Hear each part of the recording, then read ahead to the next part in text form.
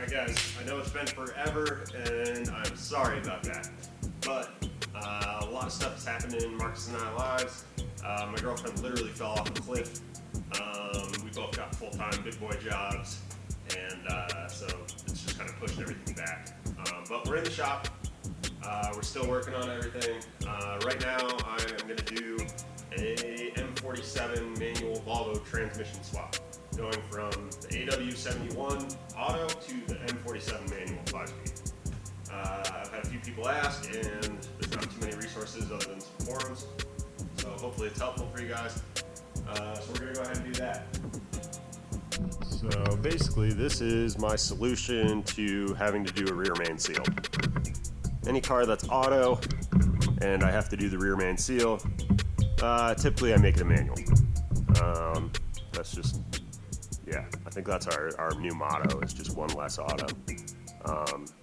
Even though this auto transmission is really stout, it holds lots of power, I just really don't enjoy driving automatics.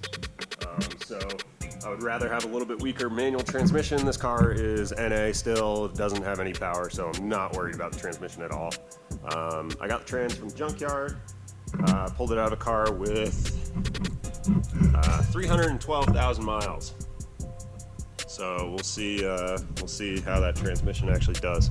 But yeah, this is another 245 wagon I picked up. This is a 92. So it's still LH 2.4 Bosch management. That's why when I found M47 with the sensor hole flywheel, which I've mentioned in the previous video, why Volvo 240s are a good enthusiast car, I just grabbed it all. I got this flywheel resurfaced, and we're gonna pick away at that now. So as you can see, we have a puddle here thanks to the rear main, so that's going to get fixed, and we're going to get a manual trans in there. So first things first, we are going to get all the automatic stuff out. I'll give you a list right now of stuff you want to get with your manual transmission from the junkyard. You want transmission and shifter assembly, which is bolted to the back. This one I have to make some bushings for, if you can see. That's why you'll get sloppy shifter feel in these. So I'll make those up. You want your reverse sensor, the front portion of the drive shaft at least. That's all you need. Then this is the front that bolts to the transmission guivo there. Then your center support bearing. I don't know if you need this or not, but I always grab it. This is the second one I've done. This is the center support bearing cross member, and then your transmission cross member you want as well from the manual trans. All that stuff bolts in. The holes are already there. The only hole you have to drill is the clutch cable. So speaking of clutch cables, you also want to grab the clutch cable. Clutch cable, pedal assembly. Definitely want to grab the pedal assembly. That is the clutch and brake. It's not a full triple. Then you want to grab all the small stuff too.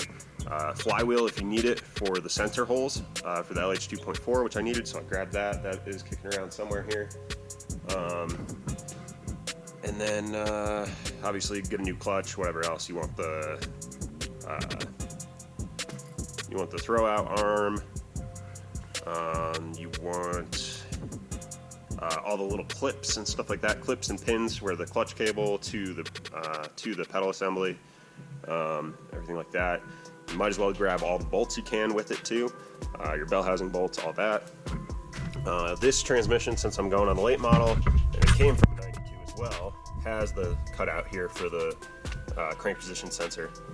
That's a big thing. Any of the kind of middle run Volvo transmissions will have a really thin layer of aluminum here, and you can just knock it out with a hammer. Any of the earlier ones, I think around like 84, 85 and back, you're actually going to have to mill out a good amount of material there. So if you're going into an LH 2.4 car, definitely keep an eye out for that. If it has the knockout, it's super easy. If it does I already have the cutout, even better. So I'm also going to do the input or the output shaft seal because that was leaking, and the shifter assembly seal there, shift shaft seal. Other than that, the input shaft and everything felt good on that trans, so we're gonna run with it, hope it works. Otherwise, that is really mostly what you're looking for. We're on to removing the auto stuff. We're gonna need to pull the drive shaft, center support bearing, exhaust, transmission cross member. If you can see how leaky and crappy this thing is. All the bell housing bolts, the flex plate bolts, which we're going to start with. We're going to do that first. We're going to pull bottom couple bell housing bolts there, and then 2 here on this brace, and 2 here, and then we can get to the flex plate bolts facing from the front of the car back. I can't take the trans out without that. We'll get rid of the transmission cooler lines. Those go to the radiator. We'll just pull those out entirely. Don't need them. If the oil pan is leaking, I'll go ahead and replace it. I just don't want to do it, but we'll do it. I also have motor mounts. Motor mounts are notorious for going bad on these. I'm gonna replace those. Rock Auto. If you can't tell, we like Rock Auto. Motor mounts are like $3 a piece. Transmission mount I have to replace. I have U-joints to replace. New center support bearing. Pretty much all the stuff that can vibrate in the driveline. I'm going to go ahead and replace the control arm bushings too, there and there. At least the front ones. I already did the ball joints. Have new ball joints on there, new sway bar end links, new shocks, new top hats. So we're giving this thing a refresh. It's already got new spark plugs, wires, timing belt, all that crap. Water pump. Yeah, so we should be good to go here. And check the fan clutch on this. I guess it's okay. It's terrible. Alright, sorry about the train noise. We are like directly next to the tracks. But let's talk stuff that will save your life. I don't know. Tools that are fantastic to have and make everything easier in your life. Cordless. We have the Ryobi 1/2-inch impact. We use this thing every day. It does 300 foot-pounds. Pretty much good for everything within reason. Uses the 1+ batteries. They're really affordable. If you don't have access to a compressor, they're awesome. We have a huge compressor, and honestly, we use this thing more than that. It's just nice to not have any cables or anything. Batteries are pretty cheap. They last really well. We've been using this thing for like 2 years now, and it's been fantastic. And then as far as doing a trans swap, the stuff that really kills it is wobble impact extensions, especially on this Volvo trans, because the ones on top are at 18 millimeter. I think it's 14 and 18.